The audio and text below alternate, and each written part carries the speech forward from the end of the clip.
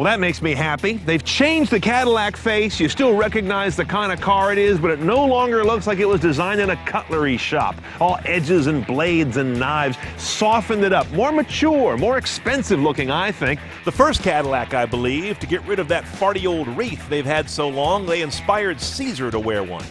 As you work your way back, you find more of that understated maturity continuing, but here's where it gets interesting. Comparing a pair of similar all-wheel drive BMWs to the CT6 with the middle V6, the CT is much more car than a 5 Series, yet at about the same weight. It's closer to the length of a 7 Series, but at a much lower cost. And it beats that 7 on weight by quite a bit, even though the 7 uses a lot of carbon fiber these days. GM uses a lot of aluminum and high-strength steel. The CT6 with the basic V6 slots at the top of all of these in terms of horsepower, though my real interest is in driving a CT with a 2-liter 4. We'll do that in a minute. Now, a lot of folks have griped about Cadillac Q over the years. GM's apparently heard them. You'll recognize the layout. However, the response is quite a bit different. It used to be pretty sluggish. Now, it's pretty quick, not just in recognizing your clicks, touches, or taps, but also in loading what it is you called upon. Now, how you do that is either through the touchscreen like you just saw. It's about 10 inches now, beautifully fared into the bezel and the mounting area. But you've also got a touchpad down here, which is used for 1, 2, or 3 finger multi-touch gestures, and it has haptic feedback, but I'm remaining unconvinced about touchpads in general. I just find these fiddly.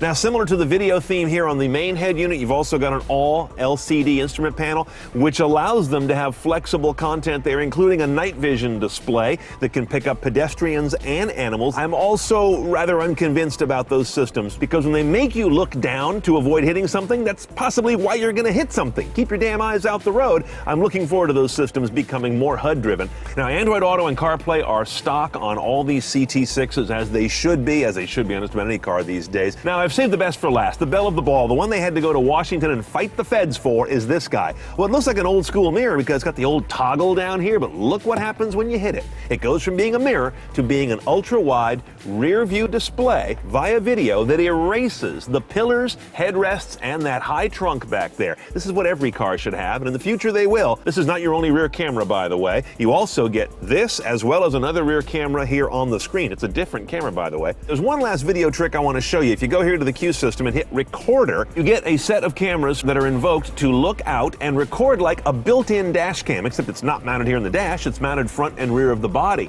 And it keeps clips for you up to the capacity of your SD card hidden back in the trunk. It's a great event recorder for whatever may happen, and it can be triggered by the car getting a proximity alert or getting bumped when it's parked.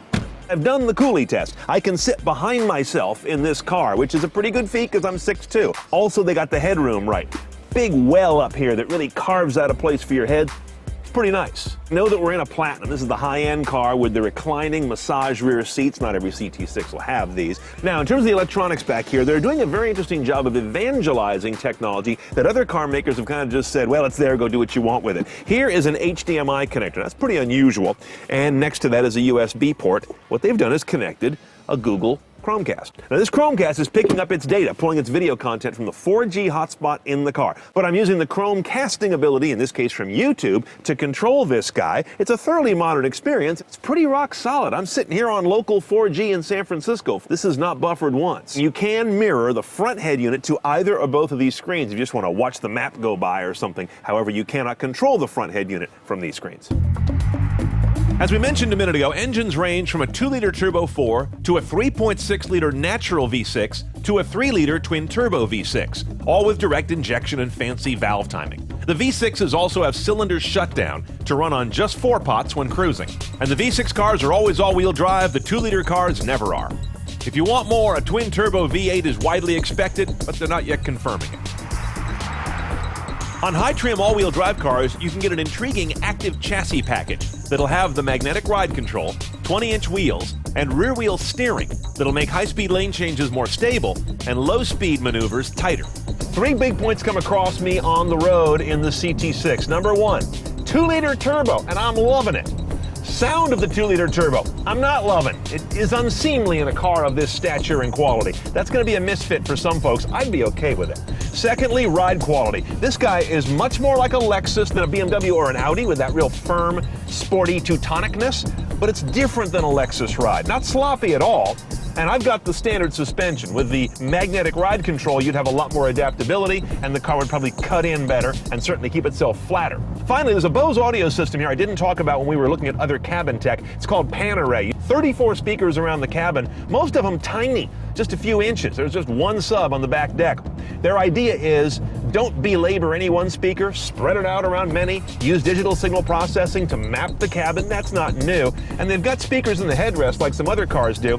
But what they've done is to drive them in a way that you actually won't notice they're there. They simply fill in part of the overall soundscape.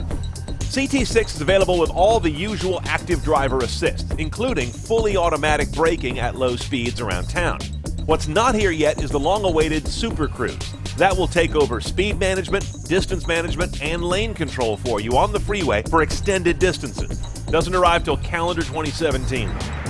In sum, I think Cadillac has a really good and expensive-looking car here, but not one that beats you over the head with its styling. That's going to work for some folks, not for others.